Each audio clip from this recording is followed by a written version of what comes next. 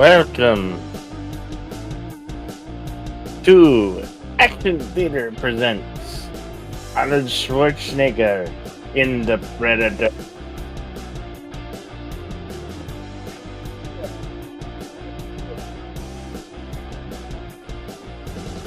Starring Arnold Schwarzenegger, the late great Carl Weathers, Jesse the Body Ventura, Vaya Carlotto, Bill Duke, the late Bill Duke, uh, Stoney Landerden, and uh, Richard Clays, Armstrong, Shane Black.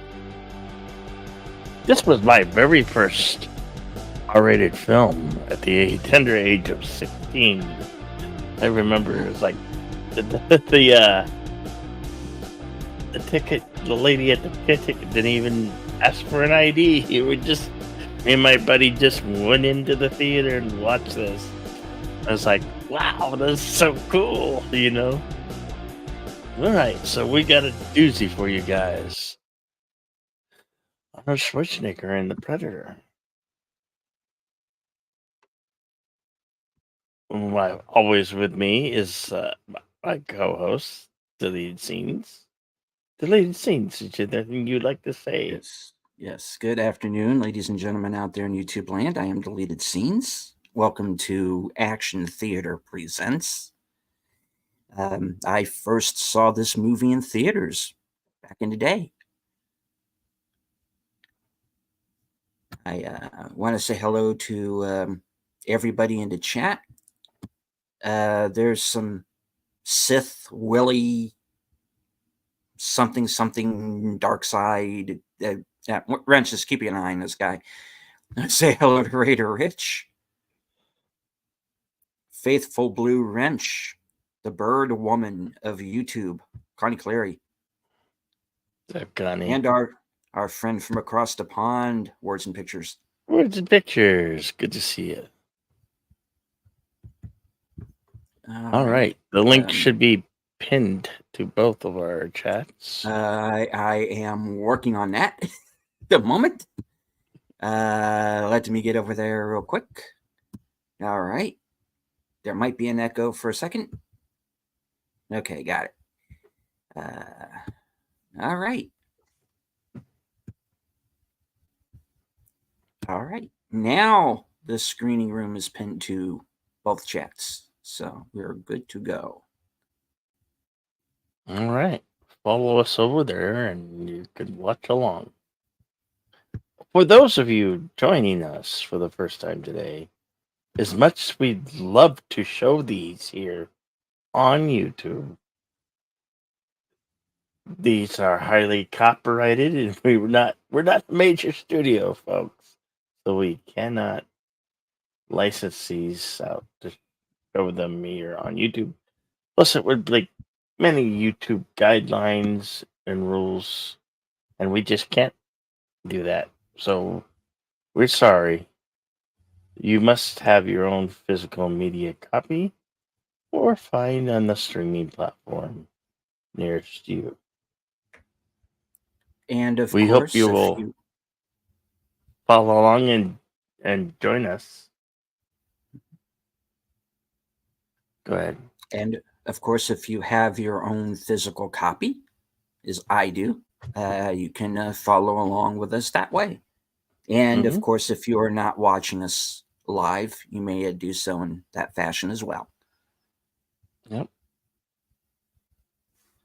All right. Let's kick the tires and light the fires and get to the chopper.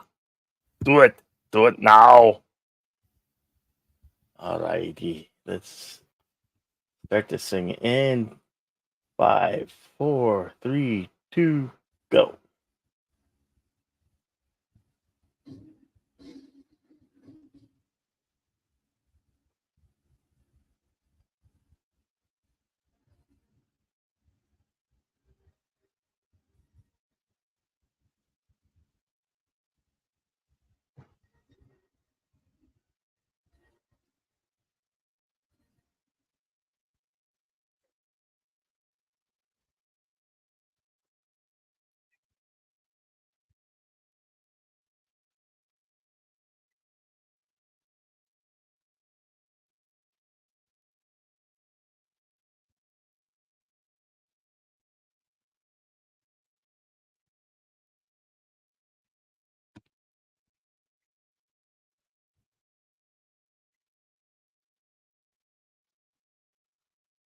Main title.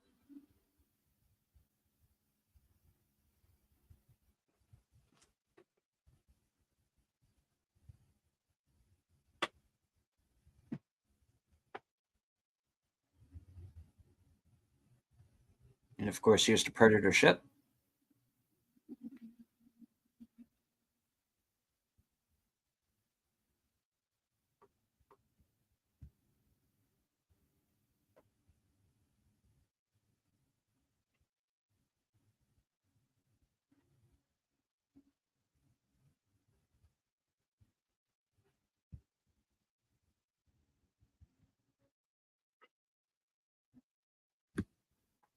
That great Alan Silvestri score.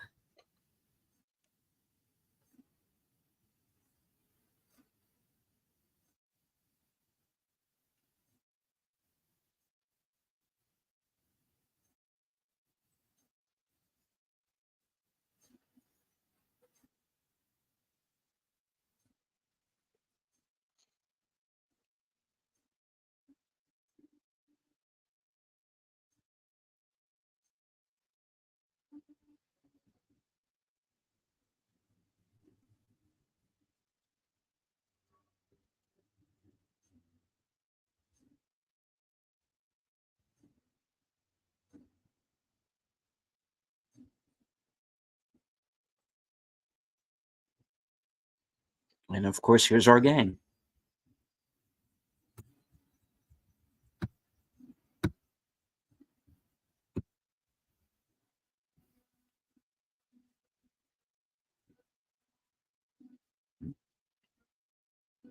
The man himself.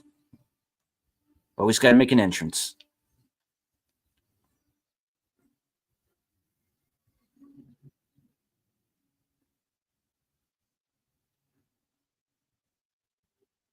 Such great work the Stan Winston studio did.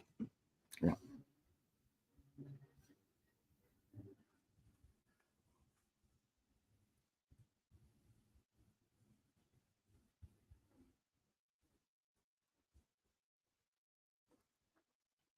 Well, everybody did pretty well on this movie, I think. It's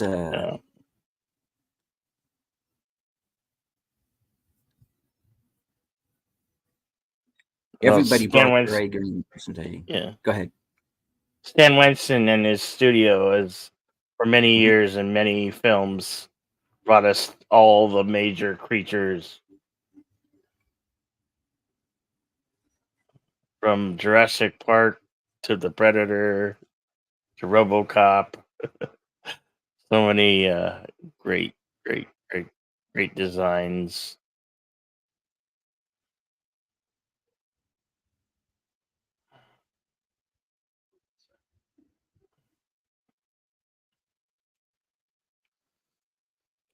And of course, this is a lot of the same crew that would go on the next year to make Die Hard.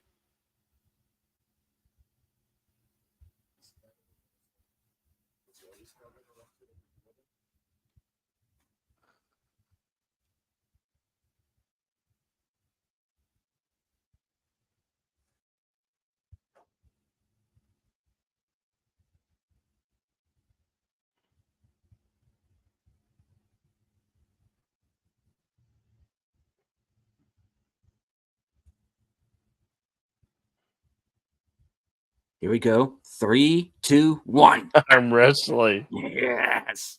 I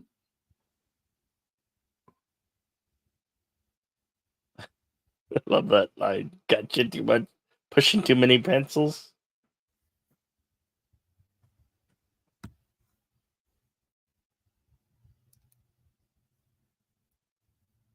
Hello, Acid Studios. Oh, welcome.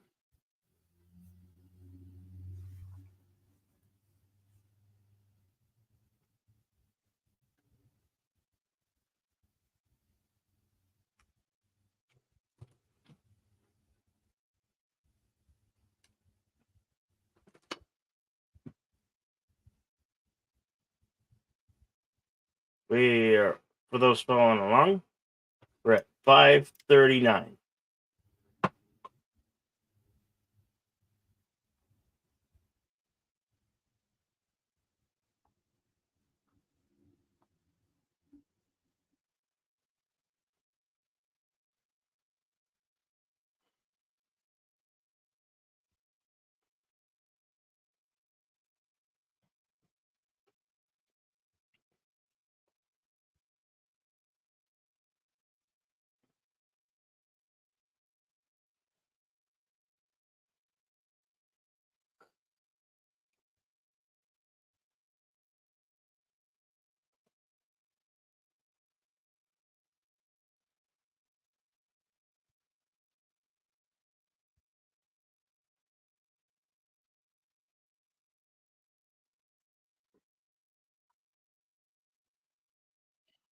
And of course, this song came back in one of the sequels.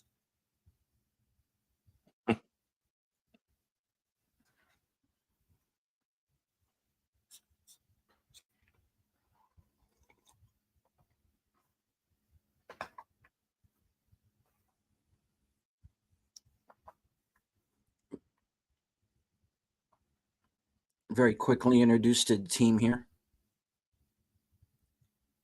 Blaine, Jesse Ventura, Ponchos, Richie Chavez, who's also in the original version of Heat. Hawkins, who's played by Shane Black, who, of course, is also known as a screenwriter. He wrote Lethal Weapon, among others.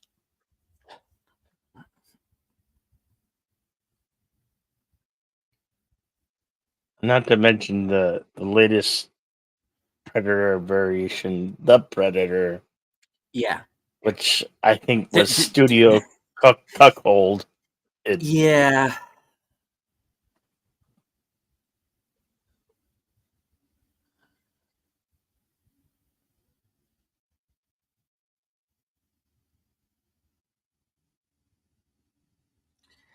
I'm seated in the so bad it's good section with that movie, but I get why people don't like it. yeah. Billy, of course, played by Sonny Landham,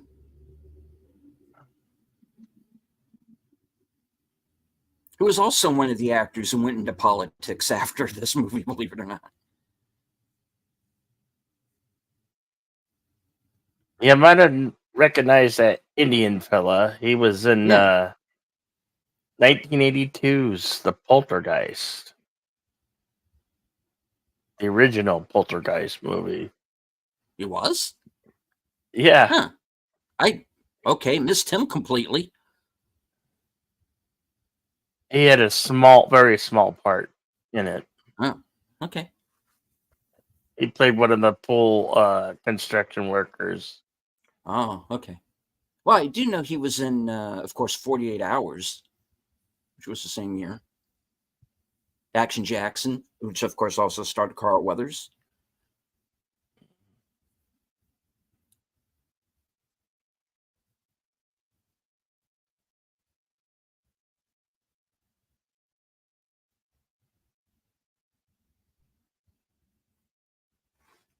They're kind of letting Dylan know that they know he's not one of them, you know.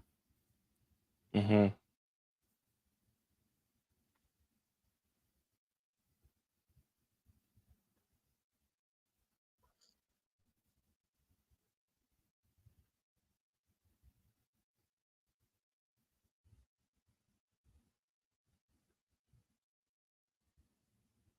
And of course, the guy left out there, Bill Duke, plays Mac.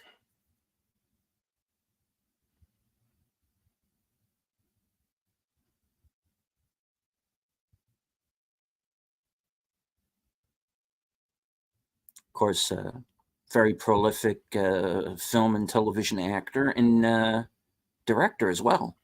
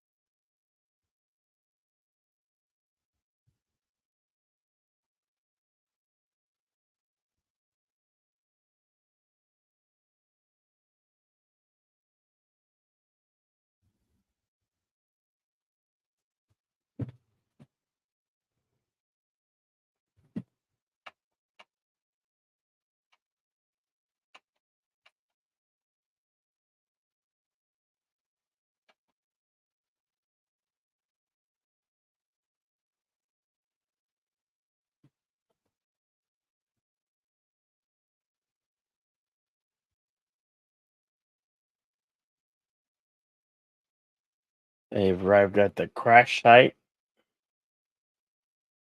doing a little investigation here.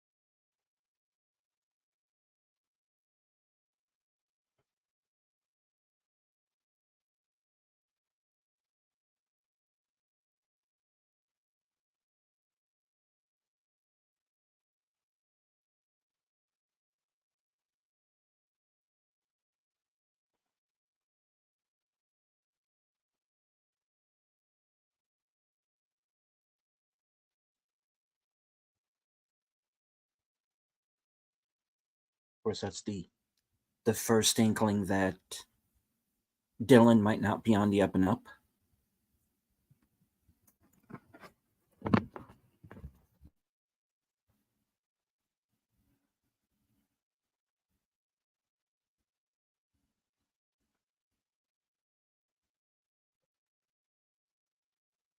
Now, there are some who have theorized that the predator is already on their trail, even at this point in the film. And gotta be honest, I tend to agree. I think he's there. I think he's watching.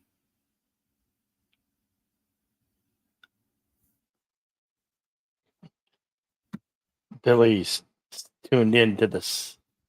He senses somebody's or something's watching him. Yeah.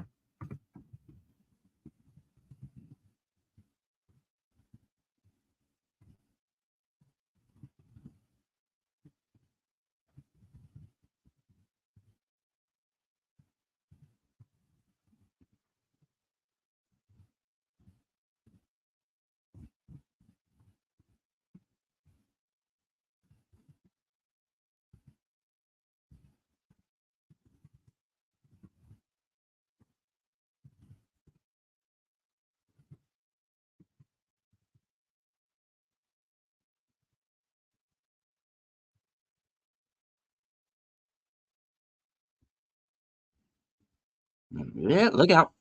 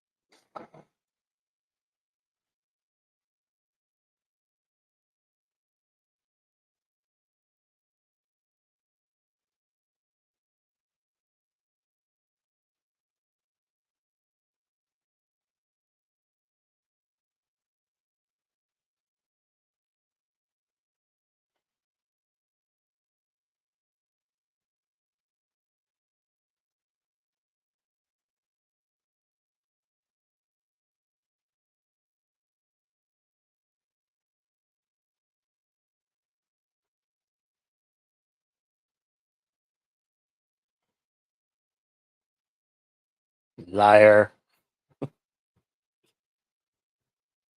You knew.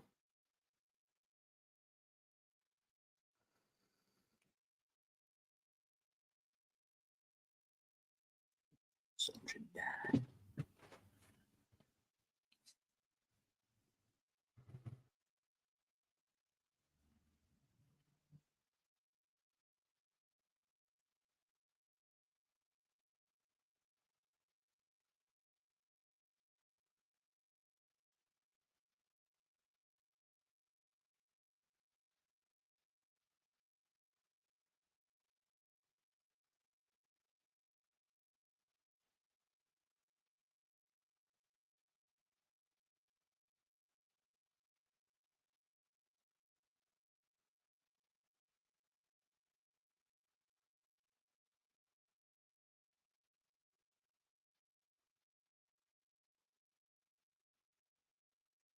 Gonna get no painless out of the bag.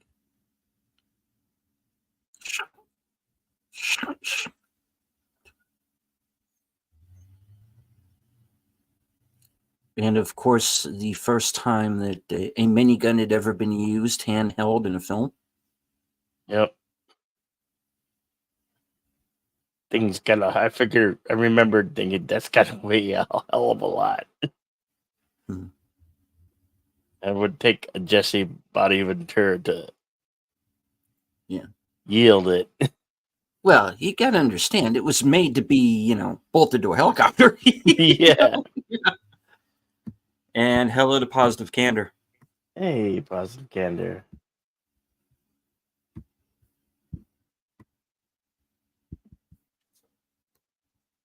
We are about 19 minutes, 12, 13, 14 seconds into the Yep. movie. Yep. And of course, you can follow along with us on Cosme. Mm-hmm. Link pinned to the top of both chats. And of course, you can follow along with your own copy if you have one. Mm-hmm.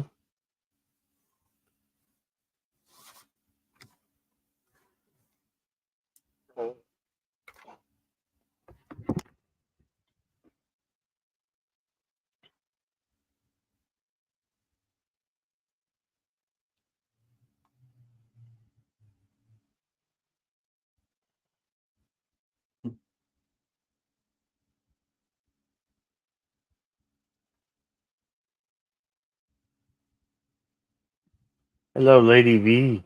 Hello, Lady V.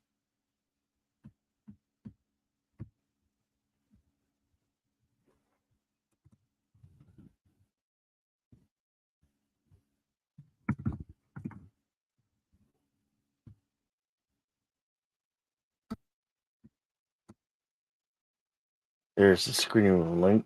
You guys wondering?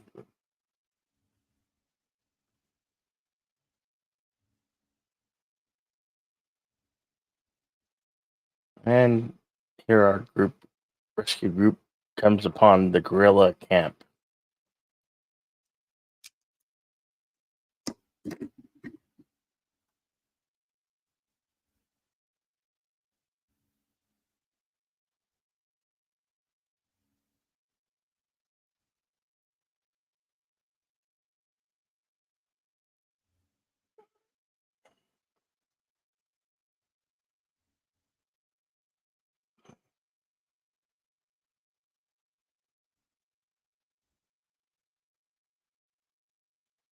And of course, you should be able to recognize a few people down here in this camp. Of course, here's Schwarzenegger film mainstay Sven Ole Thorsen here.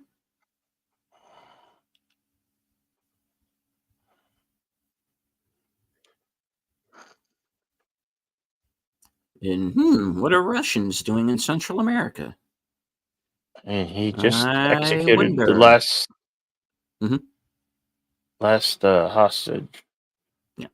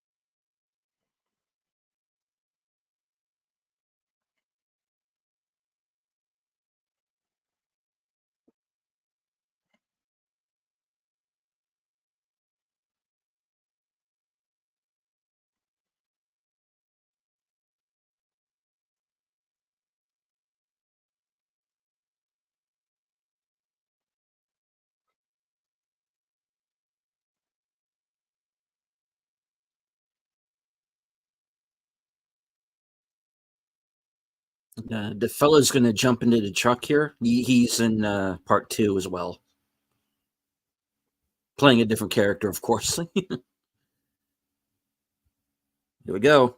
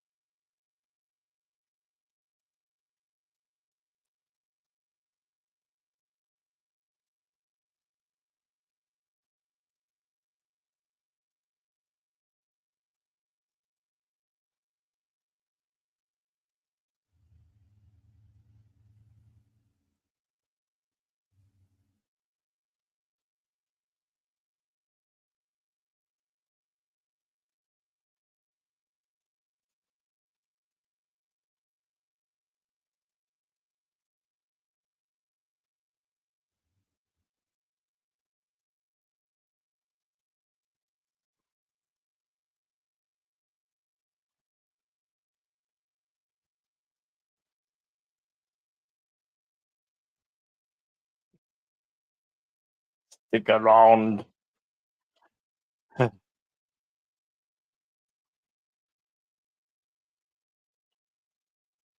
Knock, knock.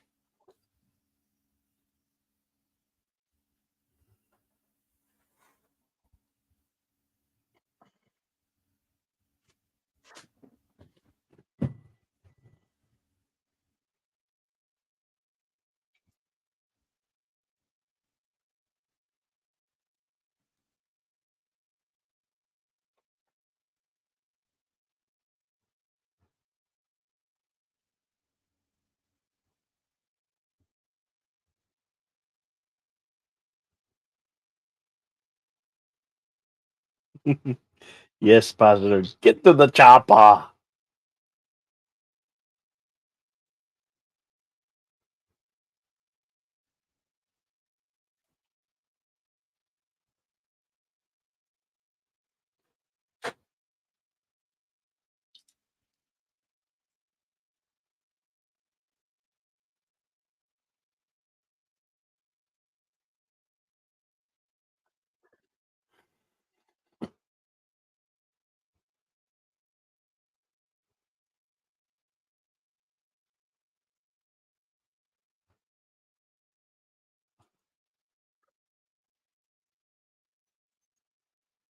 Time to duck.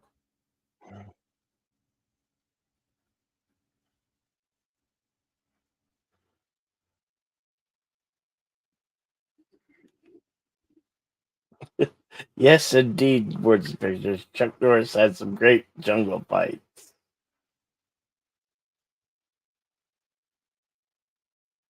Or grand, as you say.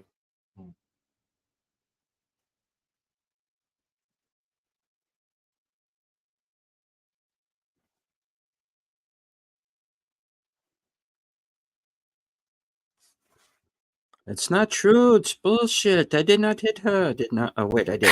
Hold on.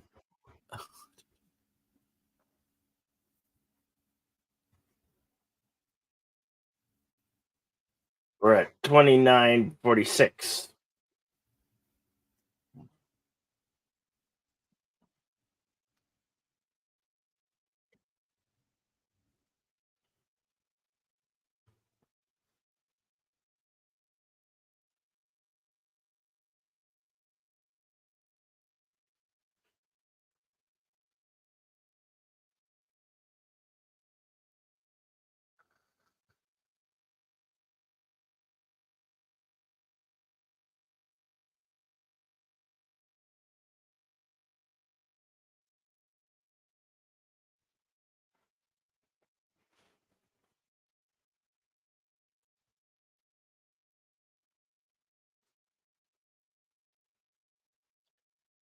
After this film, Carl Weathers went on to play Action Jackson,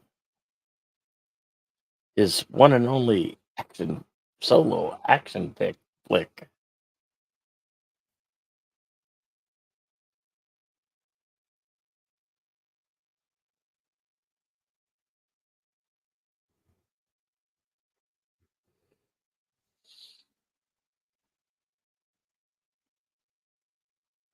Only 5 years after the Conan the Barbarian, but Arnold has developed his on-screen persona. Yes, delivery style and, dare I say, acting skills remarkable. Very good words and pictures.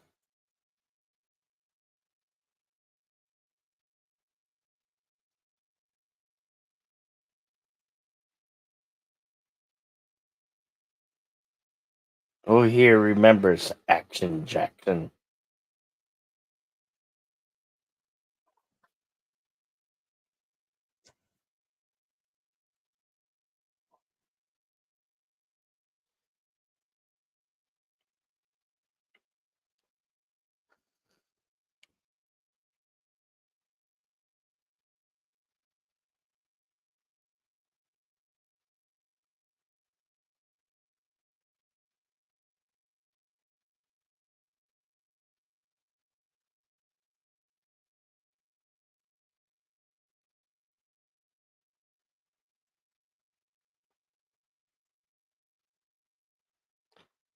Ah, that's a big one. The sting from that scorpion probably just feel like a mosquito bite. The small ones you got to worry about.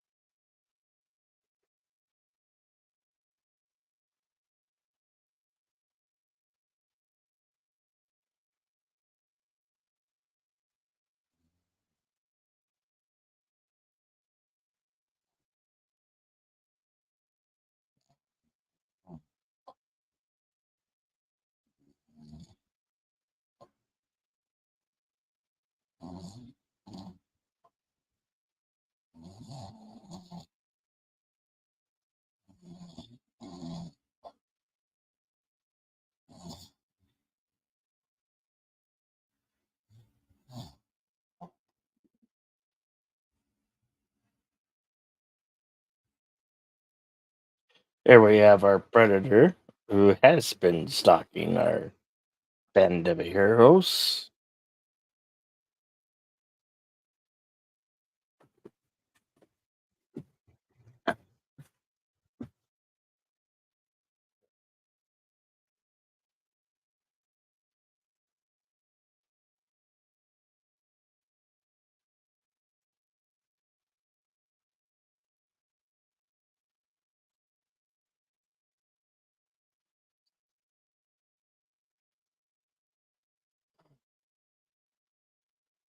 except the dead scorpion.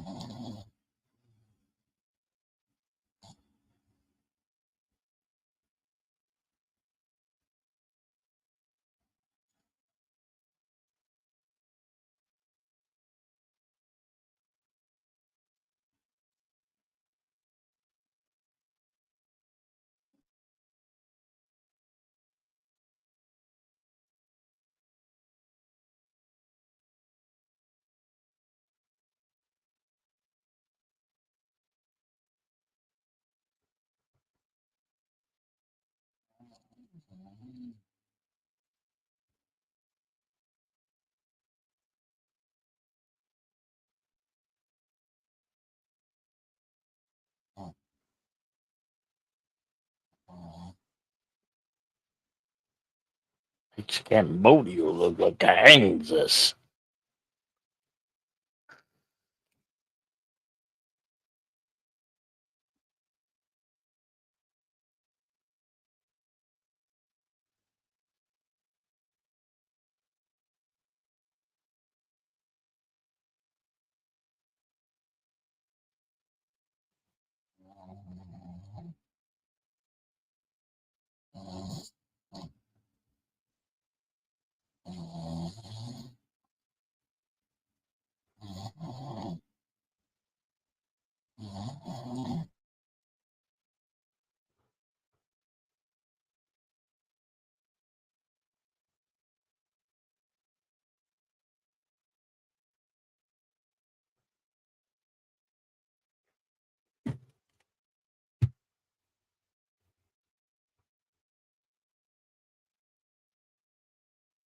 Our current timestamp is 37:57.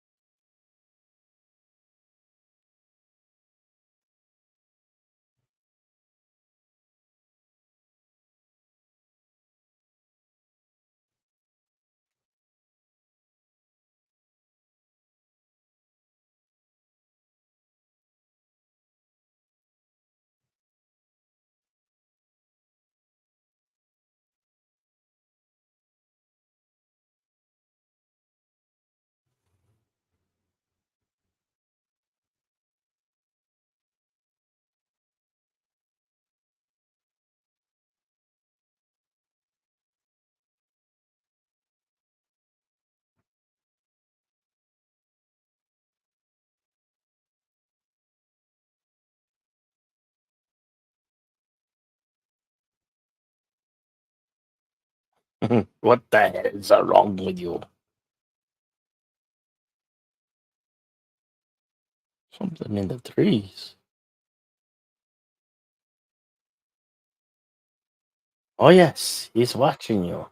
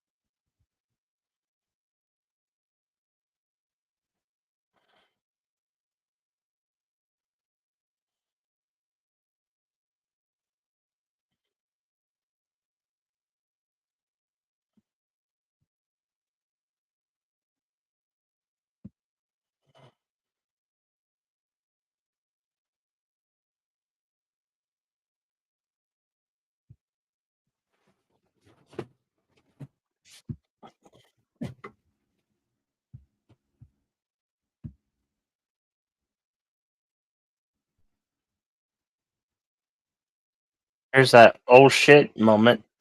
Oh,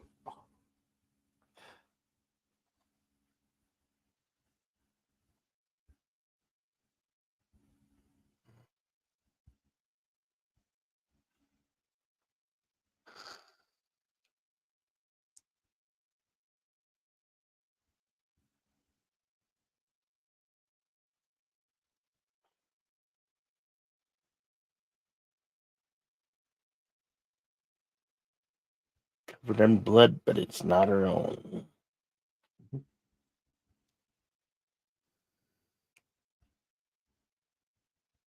Here he's following the blood trail.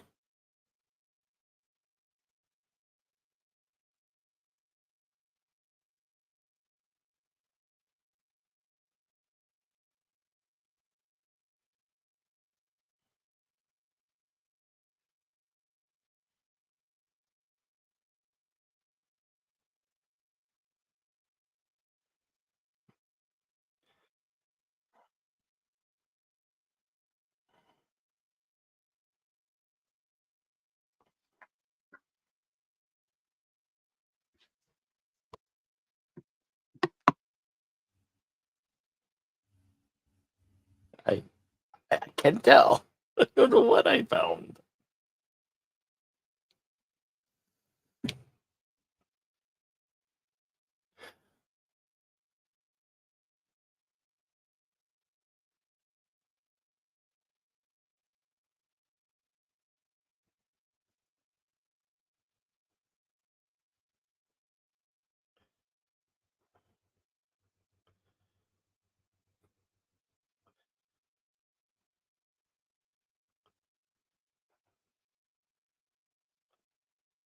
This film's so great for so many reasons.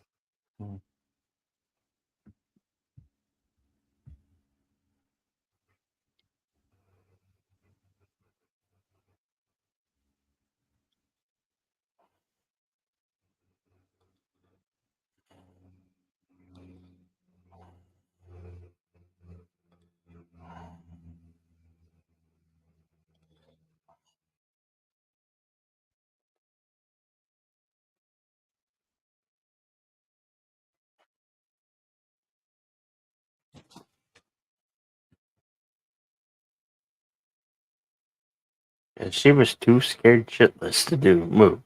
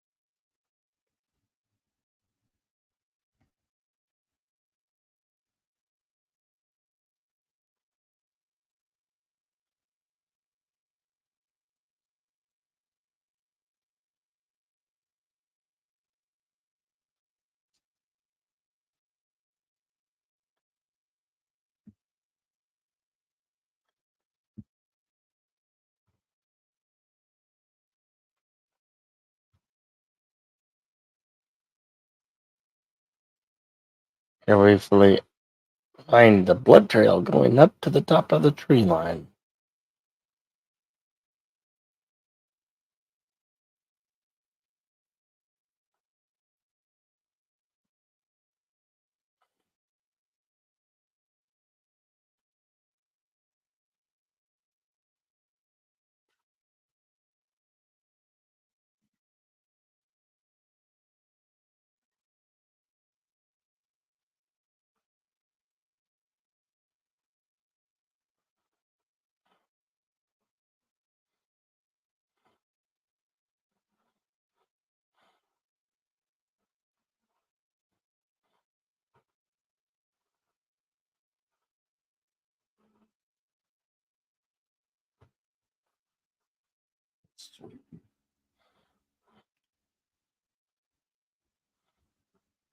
Just a porcupine.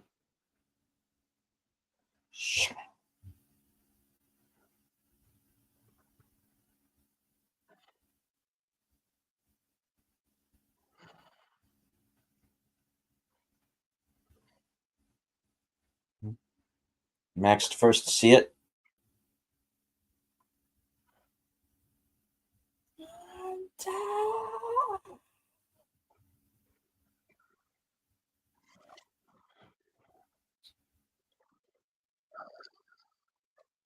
Yeah.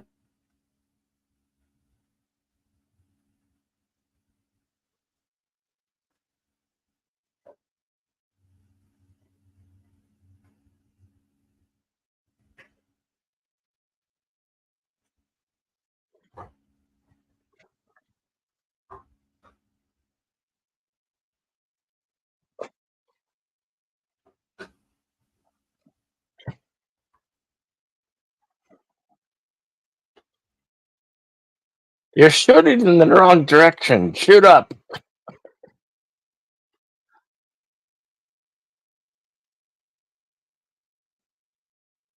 This is the scene where men are just being men. Sometimes you just need to get your gun out. Or should it be led? Yeah. Maybe you should just be led. I Sometimes mean, you of just course, they suspect that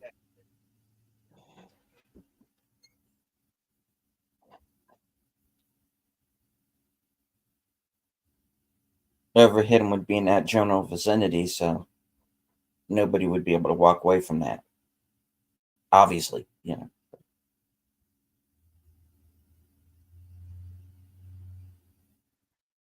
There's a joke in The Expendables where he makes a joke about how fast you would expend your bullets with a minigun.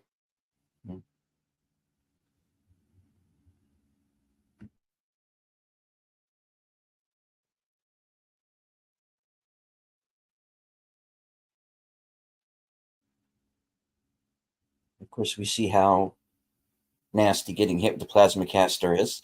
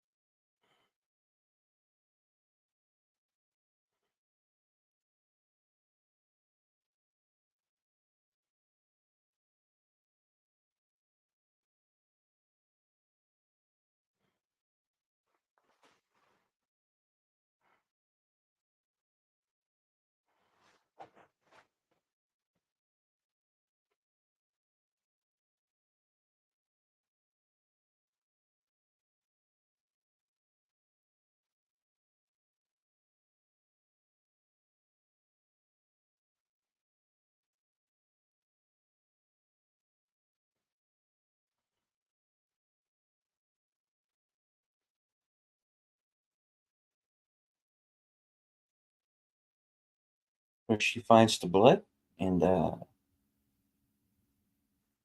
wipes it off on her pant leg there.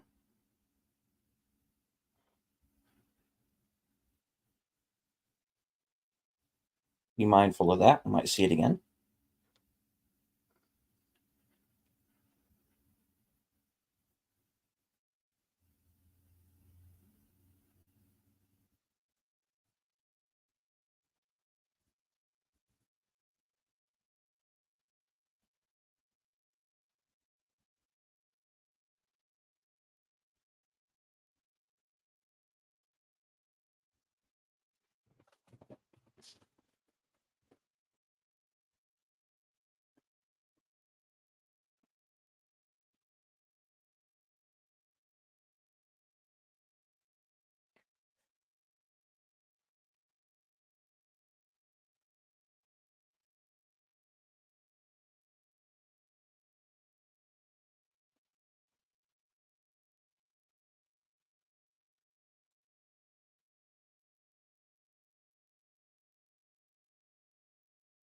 The airplane taps are being played in the background.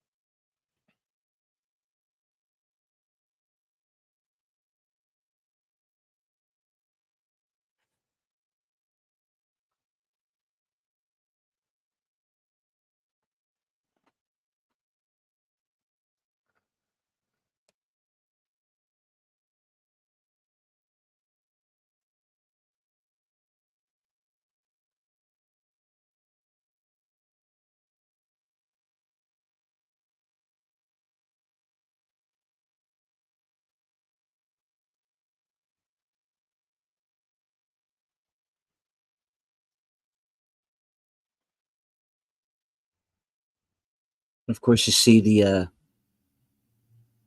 blood on her pants leg starting to glow there. I remember somebody in the theater saying, "Dude, is she going to turn into one of them, man?"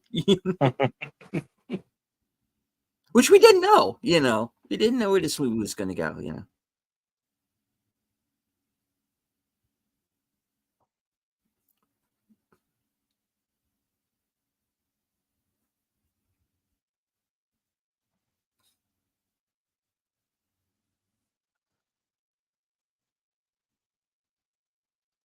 Here we have our visitor Mhm. tending to his own wound.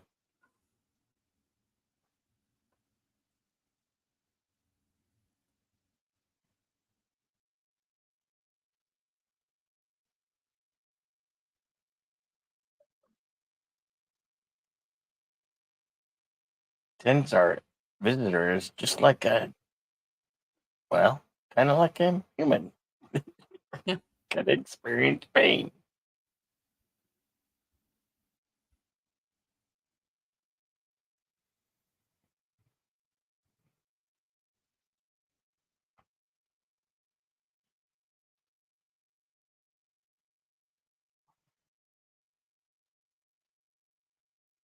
Expendable assets.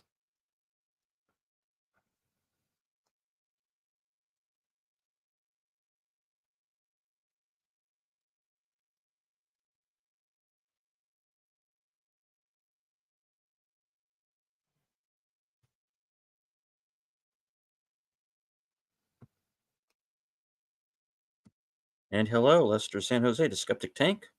Lester, good to see you.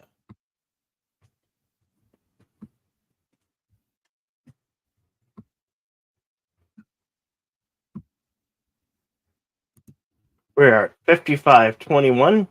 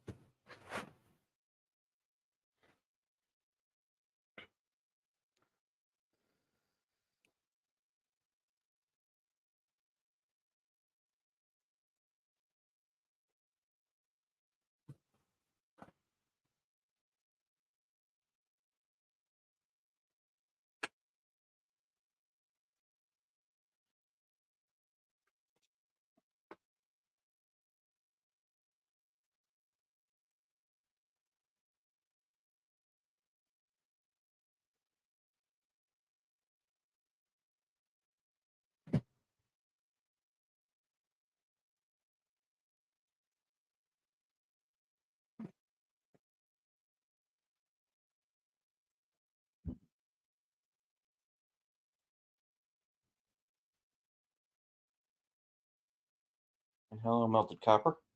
Melted.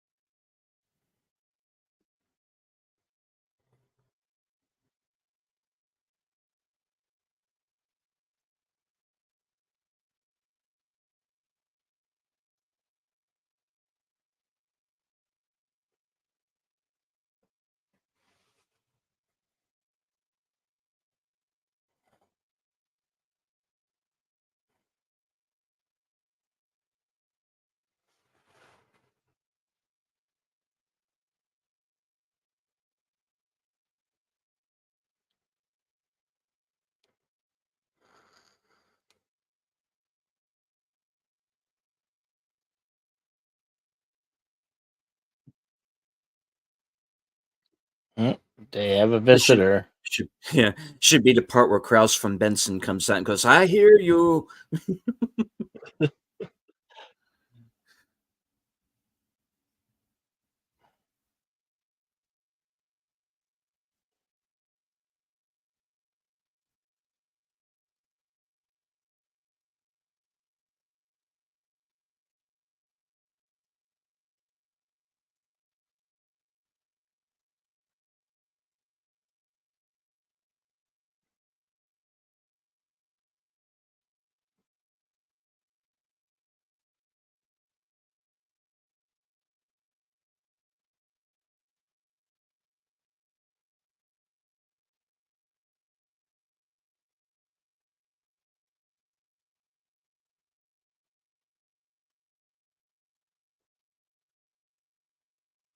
Hmm.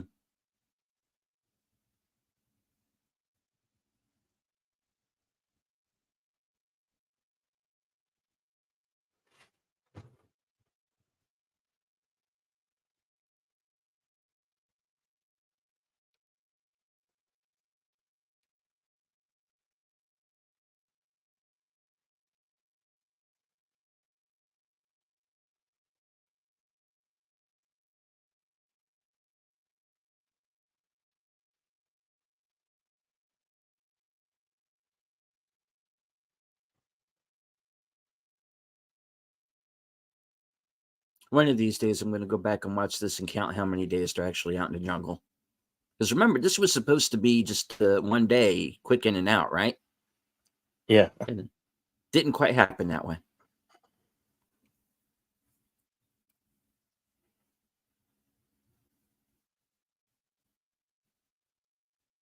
Like 100.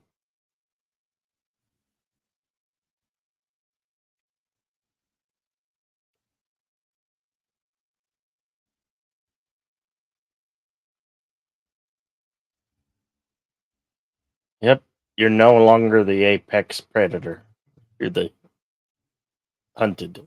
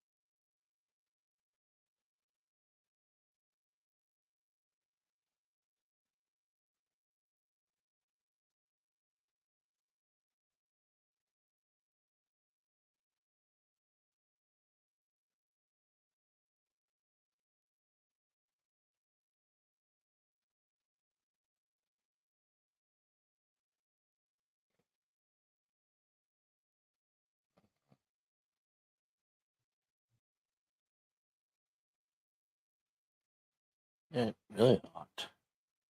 Gigante.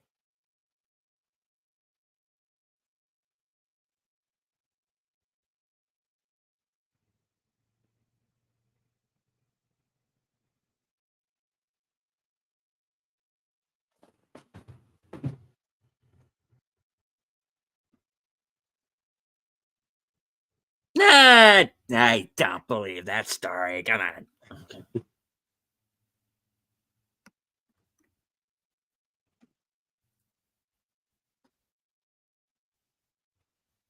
We're at 105.12.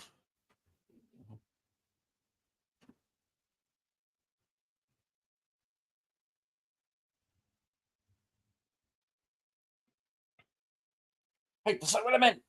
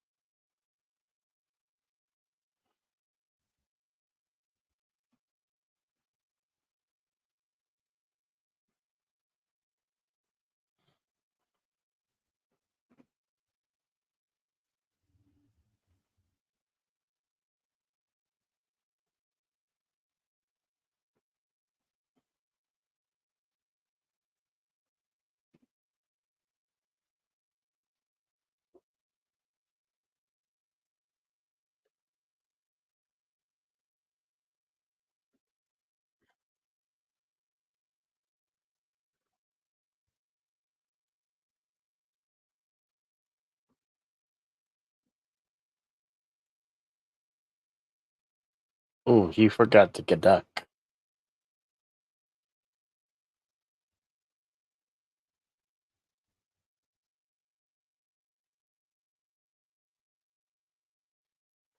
Hmm. When Dylan sees it for the first time.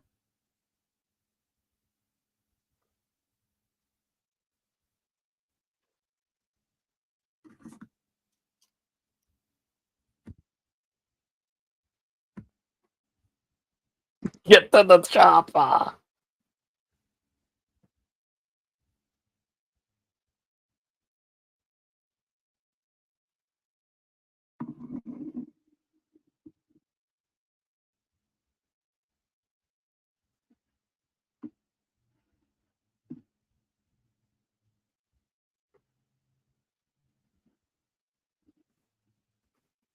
Yeah, I like that they put that fact in their words. Yeah.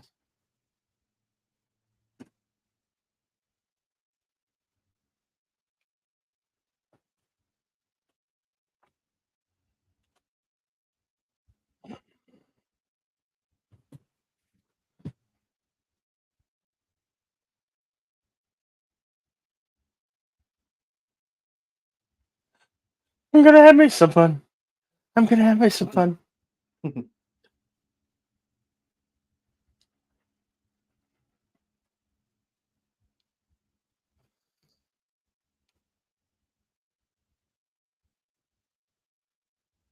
He he's carrying the M60 machine gun, Mhm. made famous by one John Rambo.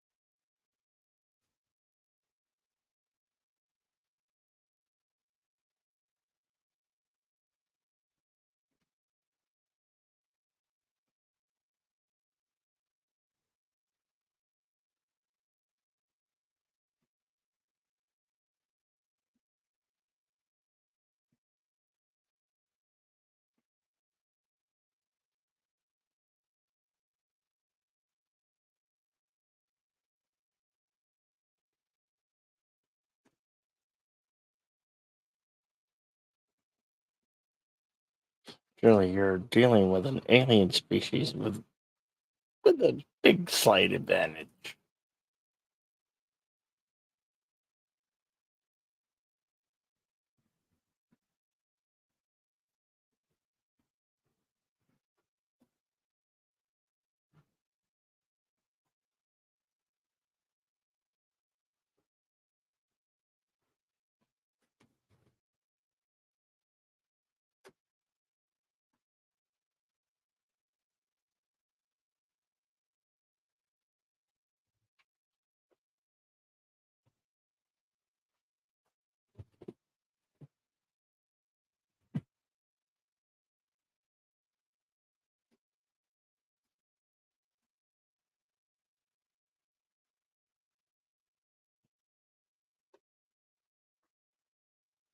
Hmm.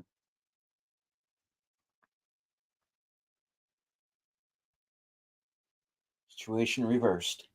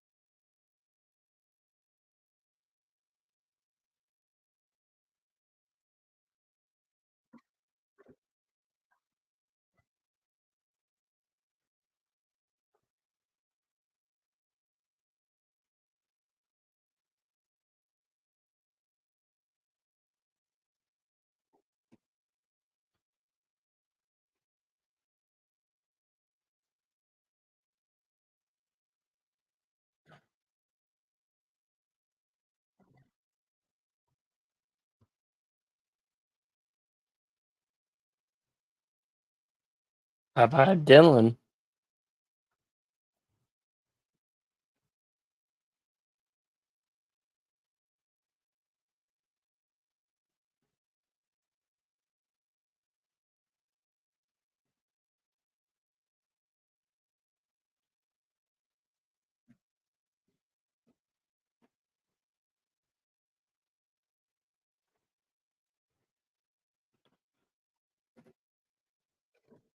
Of course, Billy's going to sacrifice himself here. Here's that knife that Arnold says stick around. Extended Bowie knife.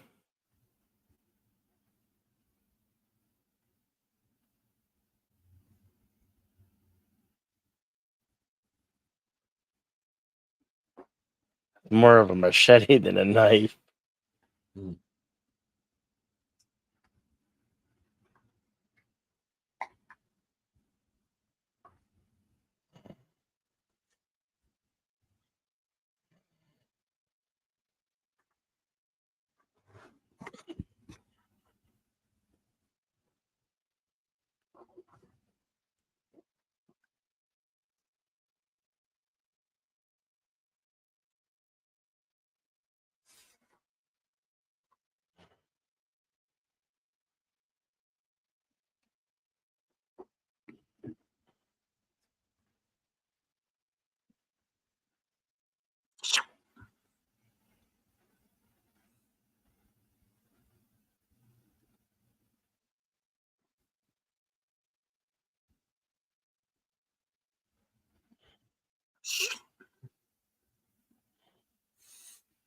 Stop cheating, alien. Go. Using your laser. Head to that chopper.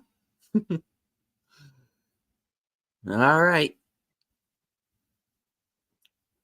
Here we go, kids. It's pretty much Arnold versus the Predator from here on in.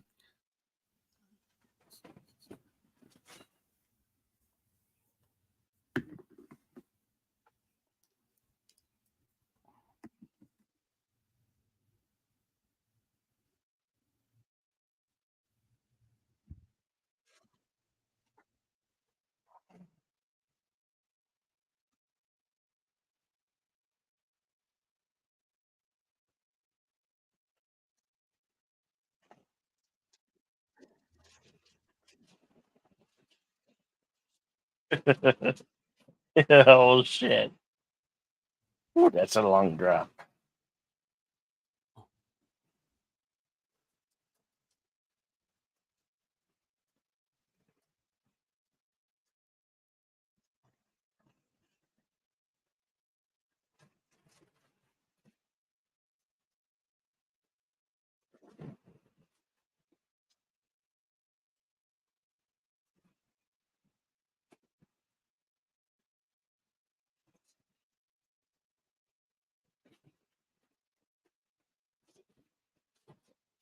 Uh oh, it drops again.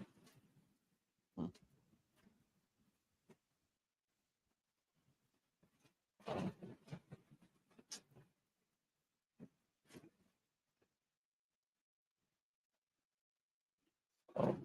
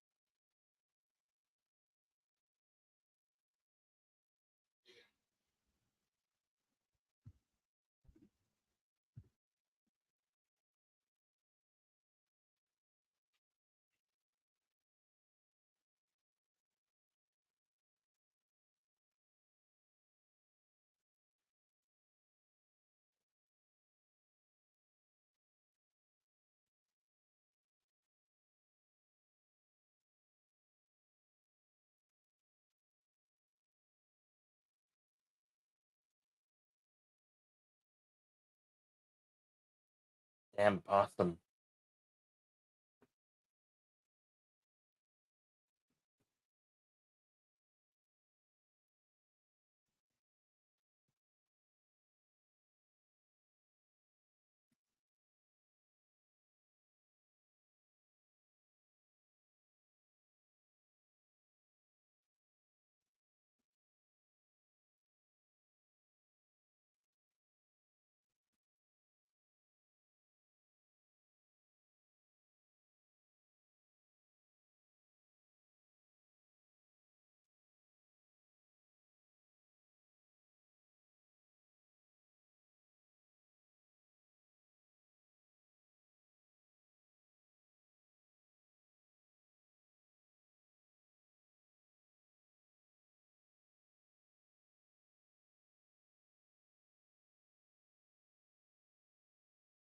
So how did he get his knife back?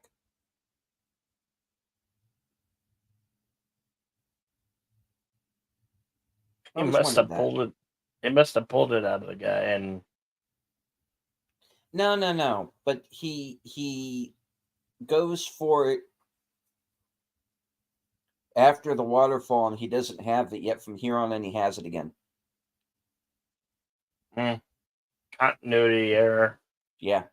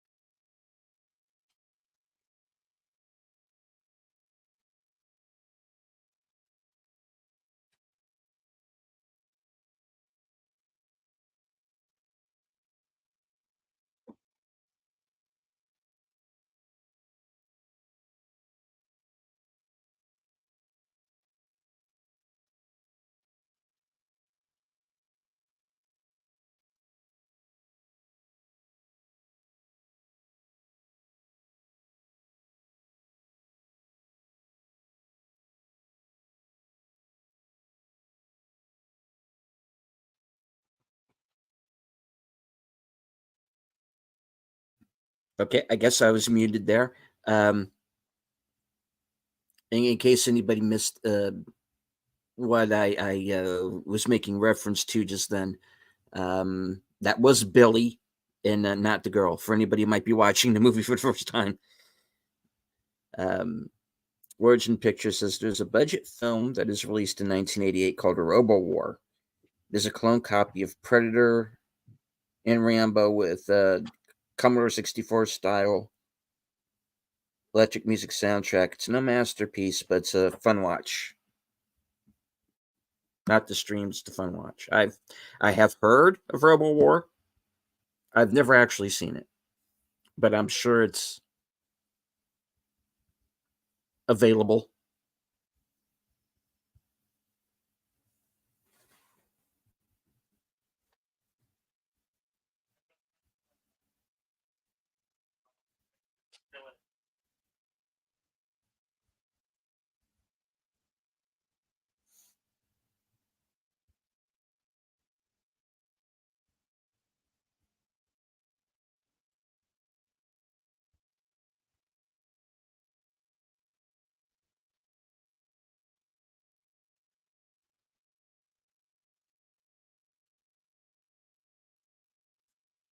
Hey, now I'll let you in on something. The original scripted ending was pretty much what you saw in the second film. It was only it was Arnold that tracks the Predator back to its spaceship and having the whole battle there. Then the decision was made to change it, make it just more primal, like what you see in the film. And I think it works better for this movie.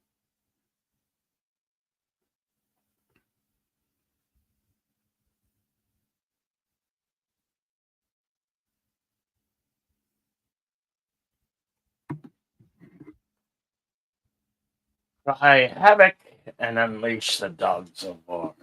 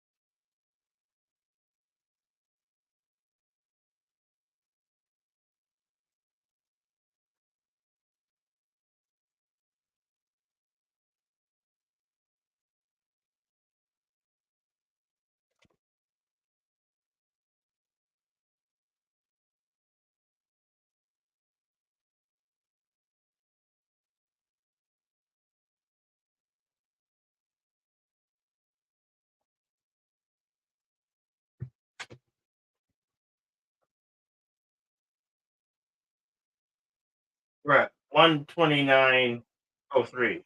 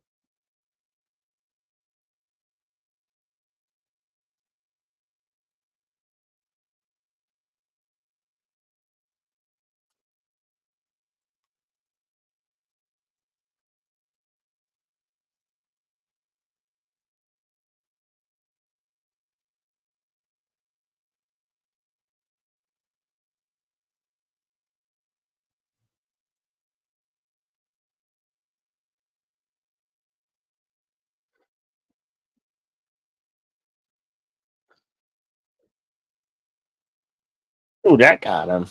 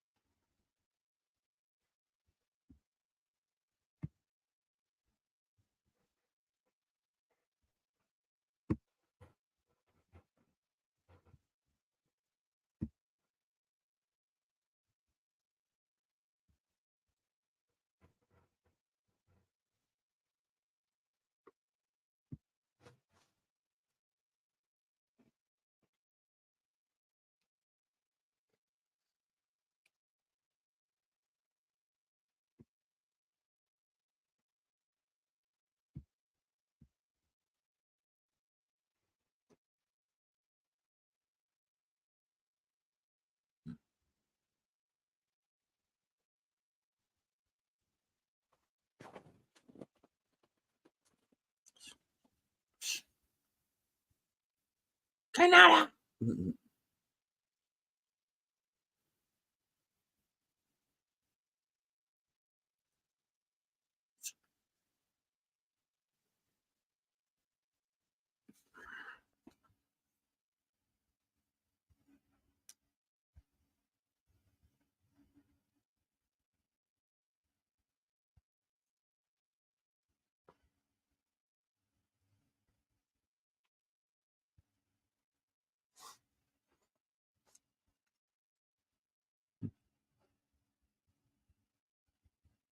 Haha, I've escaped. Ah, shit.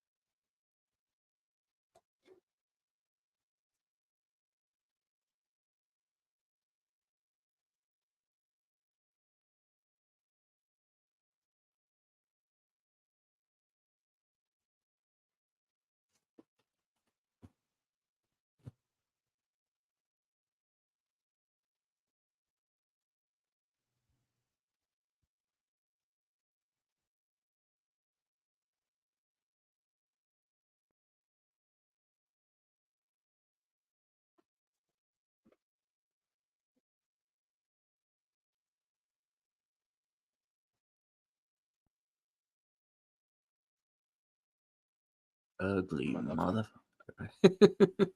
motherfucker.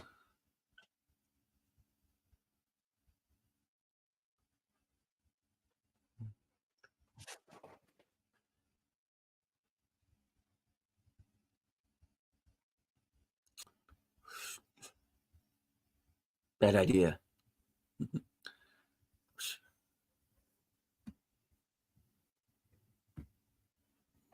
Words and Picture says, I'm so glad this was back before CGI took over. This is the Yeah. pinnacle of man in a rubber suit. Gives an amazing result. Submitted animatronics, and the effect is believable and excellent. Yeah. Yeah, the actor in the suit is the former basketball player, Mm-hmm. about 6'3", 6'4", I believe, maybe taller. Also played the Predator in the second Predator film. Mm-hmm.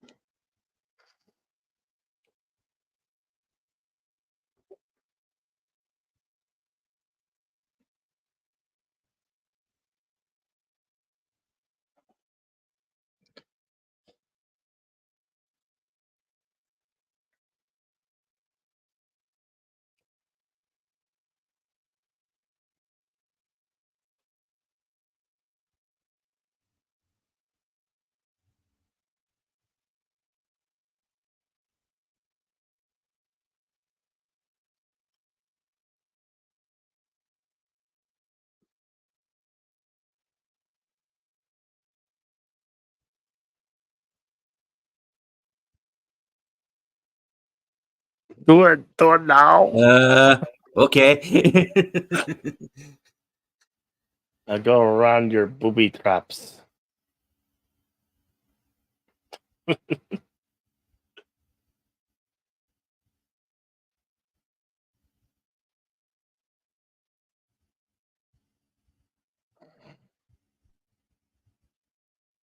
Ooh. Ooh. In the face.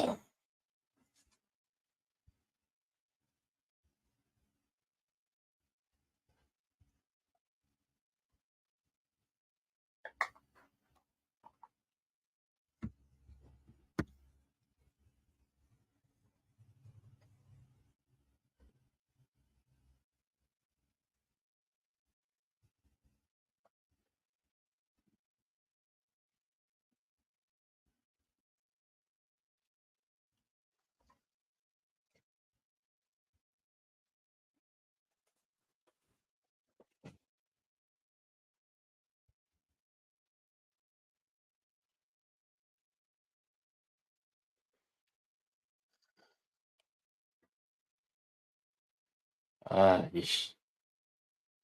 Yeah. We should have. Yeah. Uh, the hell are you?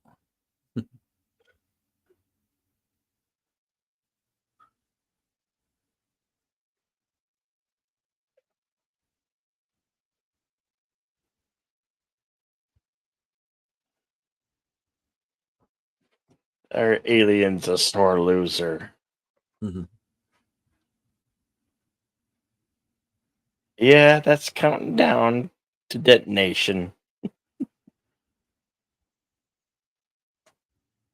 Oh shit! Gotta get out of here.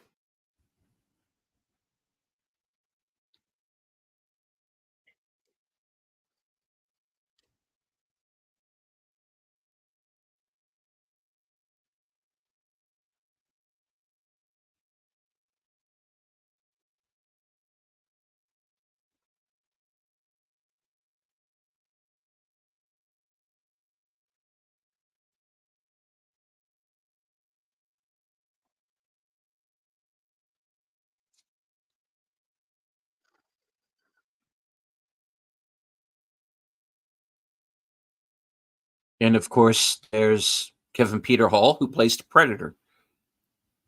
Yep.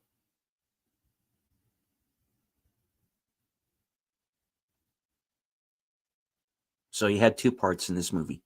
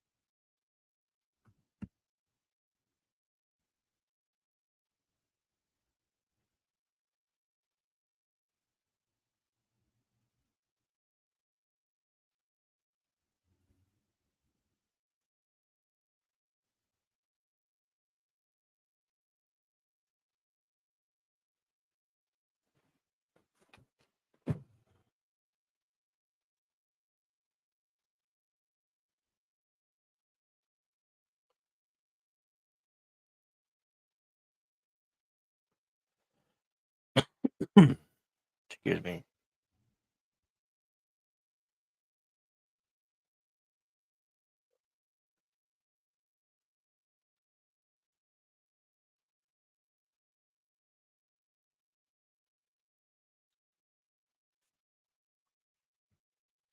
Right. The team gets their final bow here. Mm-hmm.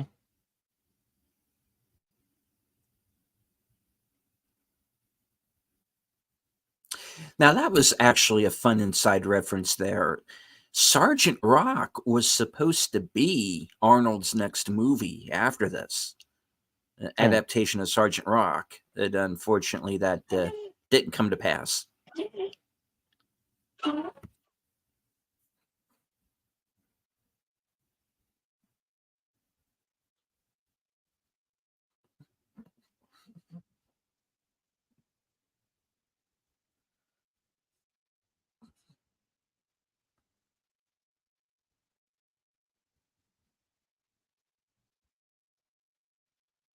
And there you have the Predator.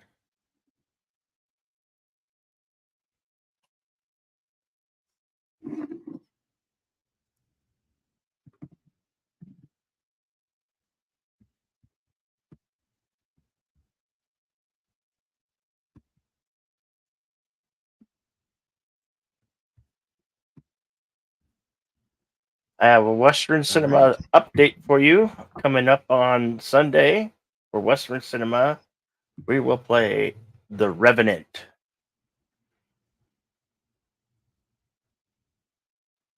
Starring Leonardo DiCaprio. Mhm.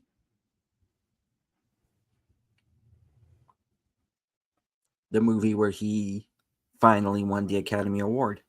And Mm-hmm. since we are going to be watching this on what is essentially Oscar Day, it'd be very Mm-hmm. fitting.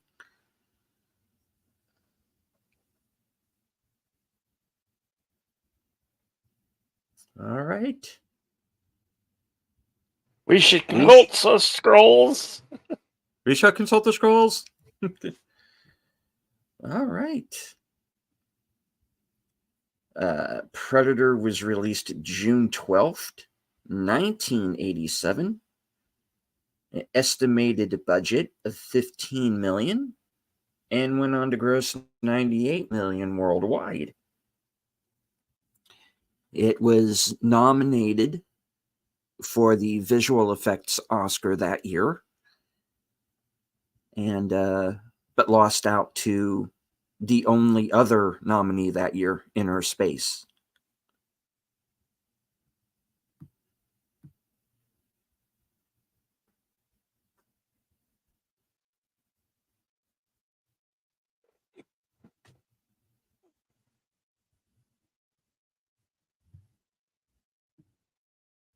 It said it had 3 wins. Hmm. What did it have 3 wins in? All right, hold on. Let me Scroll back up. All right. For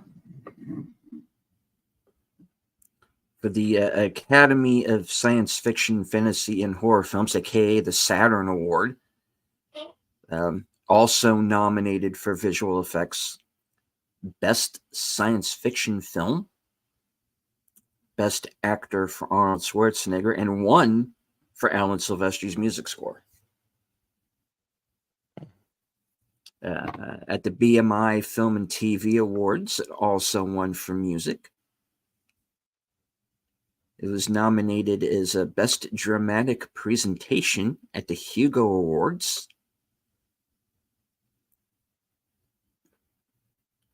It won the Golden Reel Award for Best Sound Editing, the Motion Picture Sound Editing Sound Editors of America.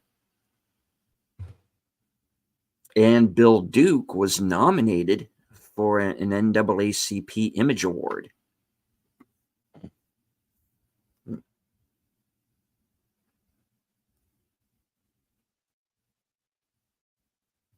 All right. There were 5 main filming locations. Sierra Madre del Sur, the Oaxaca, probably not correct. It's in Mexico. Sierra Madre del Sur, de Chiapas, Jalisco, Palenque, and Puerto Vallarta, all in Mexico.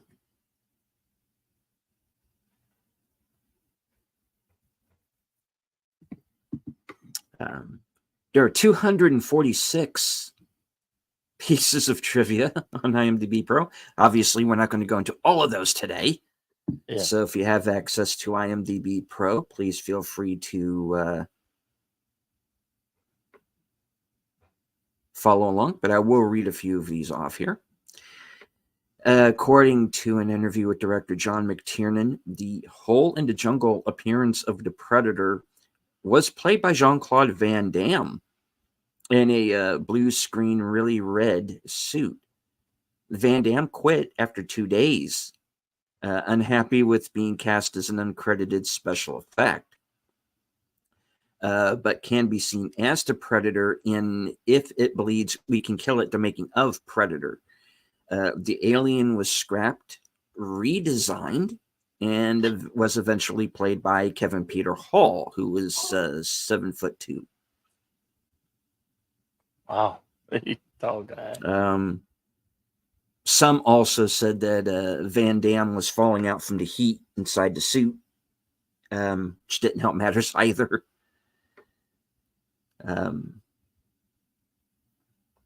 Because if you've ever seen that original Predator design, if they had kept that, it would not have been the movie that you've seen. Some of the earlier Predator shots were accomplished with a stuntman in a red suit that would later be layered with the visual effect. But what I really wanted was a monkey, McTiernan said. McTiernan got his monkey, but once we got the red suit on him, and the monkey was embarrassed by the red suit, he hid. He'd go up in a tree and cower, and he wouldn't do what monkeys do. He's talking about an actual monkey, not Van Damme, folks.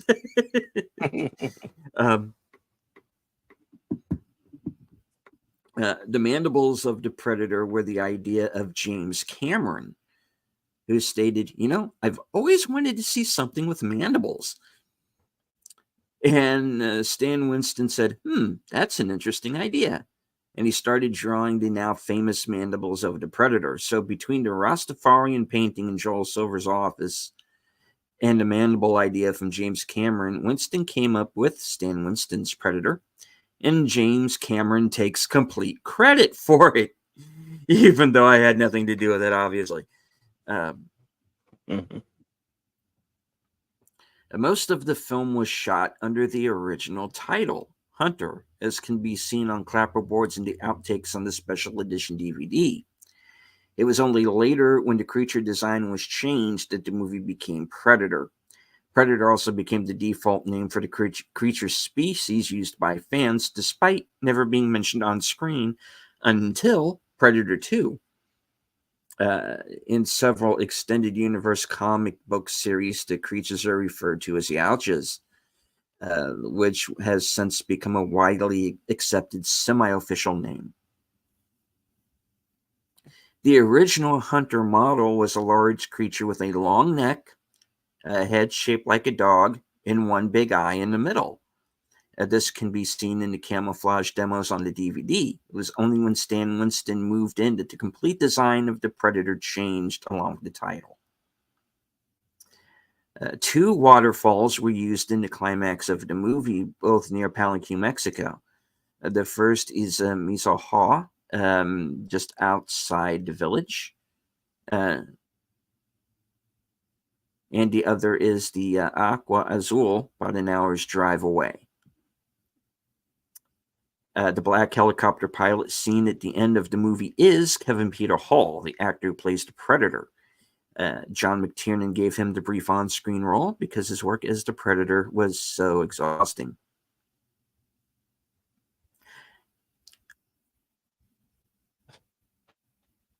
Okay. There's a holiday special. There's a Predator holiday special. Oh, do you want to... We could. Can we show that without getting hit? No. We would probably get hit. Yeah. Okay. But I do suggest checking out that clip. It is really very funny.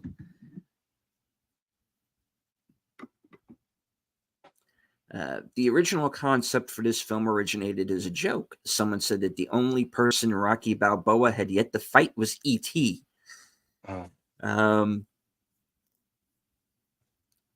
There's actually a funny story to that. There was a script that was running around even back then that was supposed to pit Rambo against an alien. And it almost happened. I forgot the name of it. It was based on a book where they send a special forces guy out after an alien. But there was, at one point, they were going to change that character in that book to Rambo. I don't recall the name of it for the life of me, but that was a possibility at one time. Mm-hmm. They were actually considering putting Rambo up against an alien. Yeah, that would have been silly. All right. 2 of the actors portraying commandos besieged by the Predator have been elected to state governorships. Jesse Ventura, running as an independent, was elected governor of Minnesota in 1998 in a major political upset. And Arnold Schwarzenegger ran as a Republican and was elected governor of California, or as he says it, California, an hotly contested recall election in 2003. In addition, Sonny Landham, who also ran as a Republican, ran an unsuccessful campaign for governor of Kentucky in 2003. Landham and Ventura also sought to enter the Senate in 2008, and their states as respectively a libertarian and independent. Later on, both dropped out. All right, Words and Pictures says this needs a prequel. The Army sent in a high technology surveillance and a bunch of Green Berets. That's too much for some bandits in a rebel camp. The tribal people have historic stories to visit from. Perhaps. Similar beings. It's like the Army knew, the rebels knew, tribal people knew the alien was coming. The alien seems to want a difficult challenge against prehistoric warfare. As a ritual or rite of passage, there's so much backstory untold. And I think Prey is kind of the attempt at that.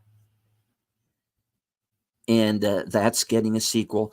I would very much like to see a Predator film set in feudal Japan. The Ooh, era that of would the be shoguns, Predator versus samurai. yeah. I'd buy a ticket to that. Mhm. All right. The weapon that Blaine is using is a minigun. This is a weapon most commonly mounted on the side of a helicopter, and many, many modifications had to be made to make it usable in the film. It was powered via an electrical cable hidden down the front of Blaine's trousers. The firing rate was slowed down to approximately 1/3 the normal rate of fire, both to reduce the consumption of blanks and to make the spinning of the barrels visible on film. It is rumored that Ventura had to wear a bulletproof vest because of the forceful ejection of spent cartridges, but this is false. Unmodified miniguns eject out of the bottom, with the cases essentially falling out due to gravity. Close examination of the film, especially the scene in which Mac fires the minigun at the fleeing Predator along with the other commandos, showed that the ejection of the minigun was not changed. And the gun's belt felled. Mhm. Generally.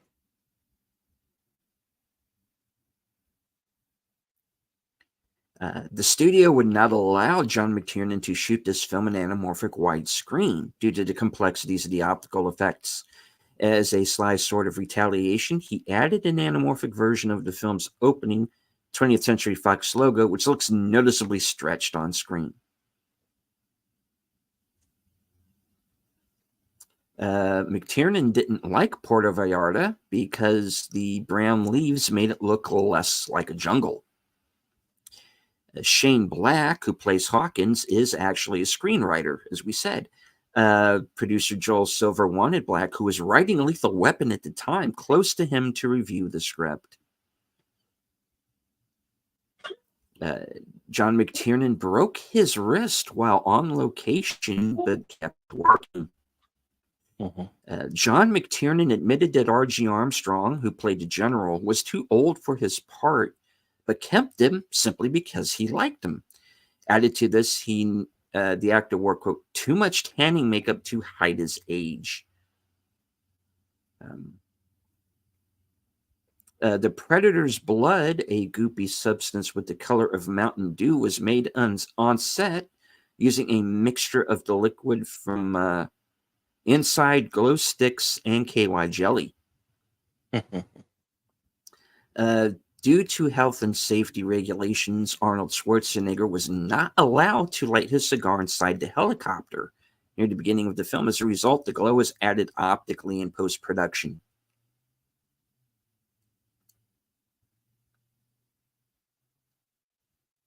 Jesse Ventura was delighted to find out from the wardrobe department that his arms were 1 inch bigger than Arnold Schwarzenegger's. He suggested to Schwarzenegger that they measure arms, with the winner getting a bottle of champagne. Ventura lost because Schwarzenegger had told the wardrobe department to tell Ventura that his arms were bigger.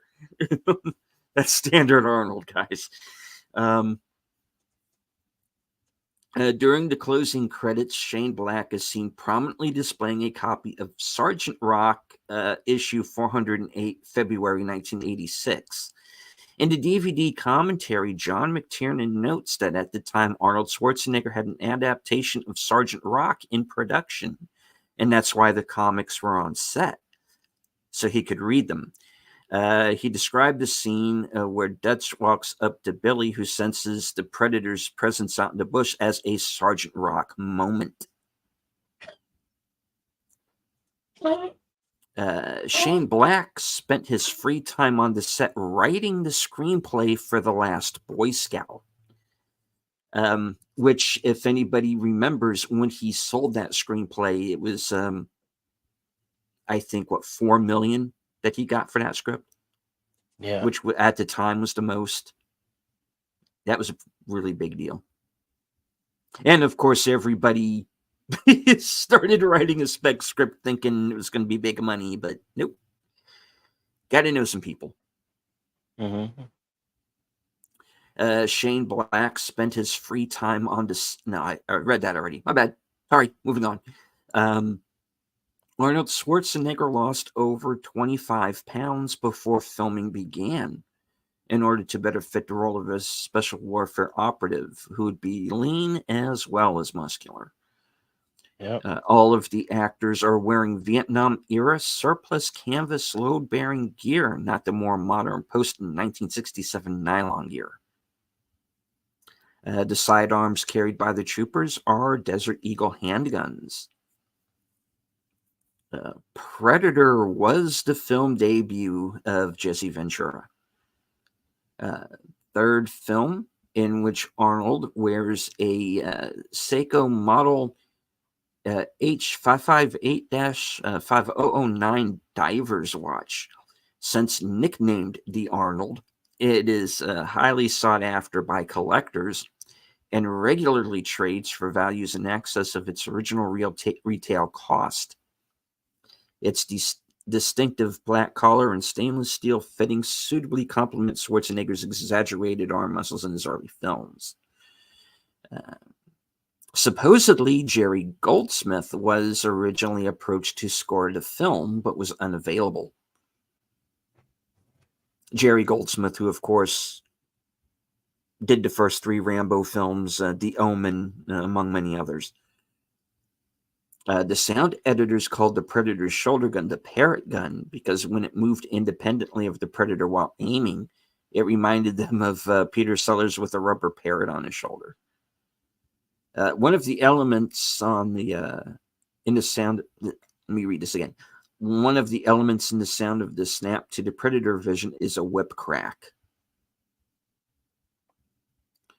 Hawkins was originally supposed to wear a distinctive red beret, most likely inspired by the U.S. Army's maroon airborne berets worn by American paratroopers, but Shane Black refused to wear it, as he thought it would look ridiculous in the jungle. He later regretted the decision, as he felt it would have made his character stand out. Shane Black also hated the glasses he was given to wear as Hawkins. He wanted to wear authentic military-issue ballistic glasses worn by actual troops in the field. But John McTiernan wanted him to look as geeky as possible. This was a spec script that accidentally found its way to 20th Century Fox. Yeah, I'll bet. Arnold Schwarzenegger never worked with Joel Silver again after this film. True, but I wonder why. Peter Cullen, who, of course, guys, we know as Optimus Prime, was reluctant to take the job of voicing the Predator.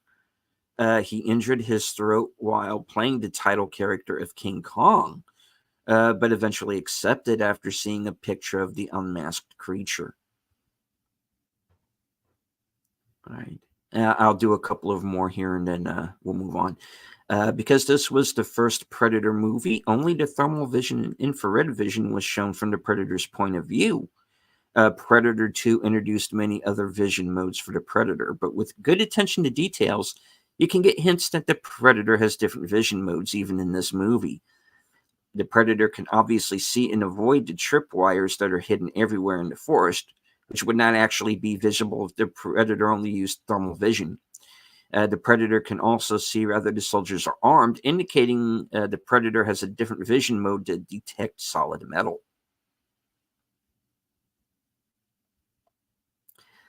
After Dutch impales a bad guy against a wooden post with his machete, he utters the immortal one-liner, "Stick around."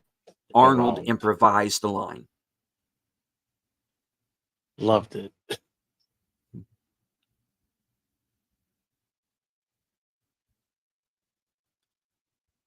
You later see that same machete being used by Billy. Part of the shoot was 48 hours before Arnold Schwarzenegger's wedding rehearsal dinner. Jesse Ventura teased him about his nuptials, often ruining takes. John McTiernan was not amused. Schwarzenegger missed the final preparation, and Maria Shriver was not happy about that. because his mind was more on the film than their wedding. Maria Shriver discussed decoration plans concerning her and Arnold Schwarzenegger's new house with him over the phone during filming. She later spent a couple of days on the set in Mexico. The stunt crew played a practical joke on the newly married couple by putting frogs in their shower. Oh, God.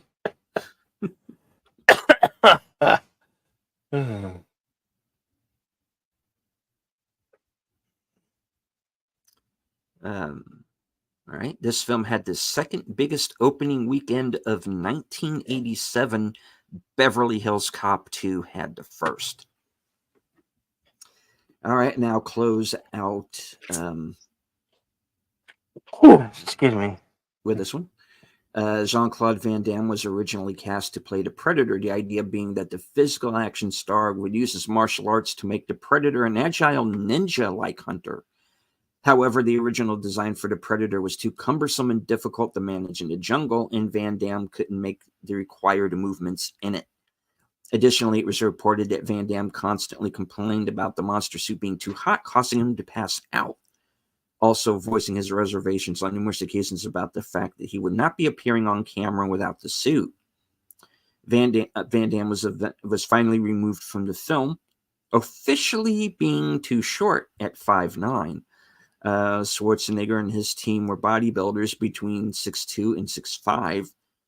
Of course, he was replaced by Kevin Peter Hall, who was 7'2", and the suit was redesigned because even with a more imposing actor, it was felt not to provoke enough fear.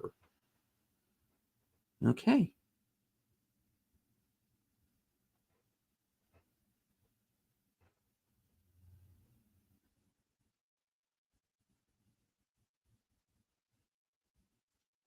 Oh, and here's one I did actually want to bring up during the film, but I didn't get to it. The studio's insurance company would not agree to insure the production unless a bodyguard was hired for Sonny Landham. The sole purpose being to protect people from Sonny. The bodyguard followed Sonny everywhere to ensure that he didn't get into a fight, since he was well known to be violent and short-tempered.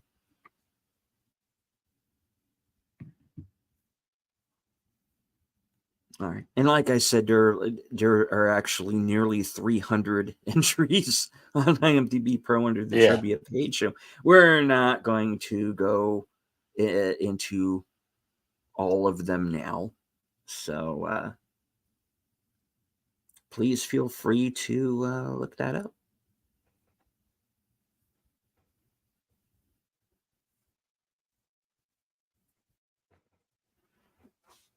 All right.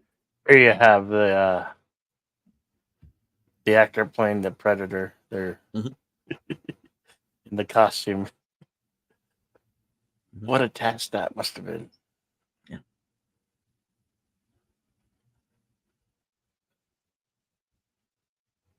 Of course, as we said, Kevin Peter Hall did also go on to play the Predator in the sequel, Predator 2, 1990. He was also in Harry and the Hendersons, and also appeared on the Misfits of Science television series,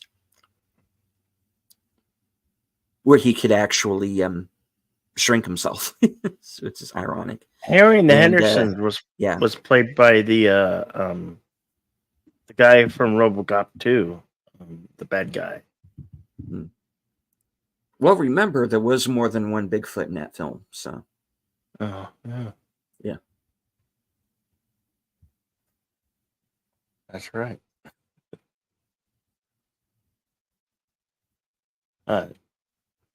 Next week, we're going to bring you True Romance, a Tony Scott directed film starring Christian Slater, Patricia Arquette, Dennis Hopper, Val Kilmer with a cameo as Elvis, Gary Oldman, Brad Pitt, and Christopher Walken. Screenplay was written by Quentin Tarantino. This is a 1993 film, action drama, really Yeah. good. Oh, and Sean Penn's brother is in it, Christopher Yep. Penn. It's a all-star cast. Yeah. And two different endings to that film, which we'll discuss when we get to it. Mm-hmm. Yeah.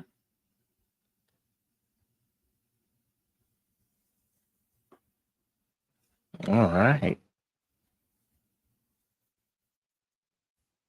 I've got the usual stuff coming up. Some I do.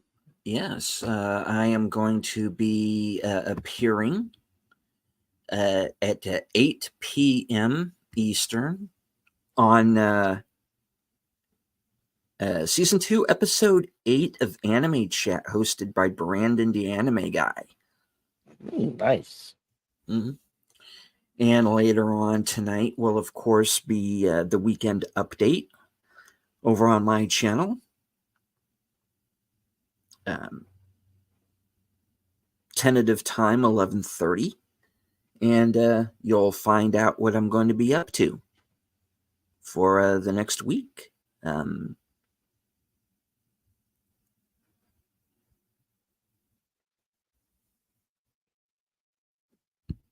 Outstanding. So catch me there.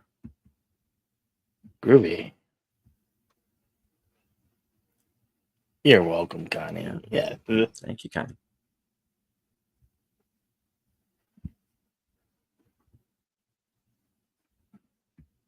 And you'll see my regular streams, the karaoke on Saturday night, after hours karaoke,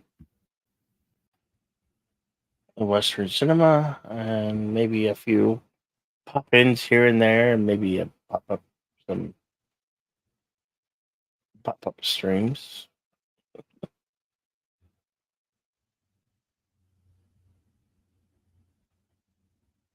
I'd like to thank you all for coming out today and watching this fine action flick. We love bringing you these action films on this day. Remember to be excellent to each other and party on. And we'll be seeing you on the next one. Now back to deleted scenes. I would like to thank everybody who joined us live in the chat today, including Raider Rich, Connie Cleary, Words and Pictures, Acid Studios, and Lady V Elements, and of course Lester San Jose the Skeptic Tank, Melted Copper, and I think I got everyone there. Anyone who may have been lurking in the background, there's always one or two. It's just quite all right. You do not have to engage in the chat, just as long as you enjoyed the show. And if you did, please hit the like, share out the stream. And if you are new to Bill's channel or mine, please feel free to subscribe. Indeed. I am inching ever closer to 2,500 subs, and I'm hoping to make that goal by the end of the month. Awesome. Mm-hmm. And as I always say, good night, take care, stay strong, because this is how we win. Evening, folks. See you later.